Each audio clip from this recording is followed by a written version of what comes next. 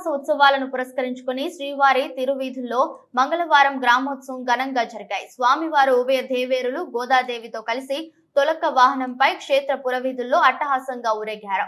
తొలుత ఆలయంలో స్వామి అమ్మవార్లు గోదాదేవి ఉత్సవ మూర్తులను తొలక్క వాహనంపై ఉంచి ప్రత్యేక పుష్పలంకారాలు చేశారు. పూజాధికాలు అనంతరం హారతులు ఇచ్చారు. అనంతరం శ్రీవారి వాహనం మేళతాళాలు, మంగళ వాయిద్యాలు, గజ అశ్వ సేవలు, భక్తుల గోవింద నామ స్మరణ నడుమ ఆలయ ప్రధాన రాజగోపురం మీదుగా పురవీధులకు పయనమైంది. ప్రతి ఇంటి ముంగిట భక్తులు స్వామి అమ్మవార్లకు నీరాజనాలు సమర్పించారు.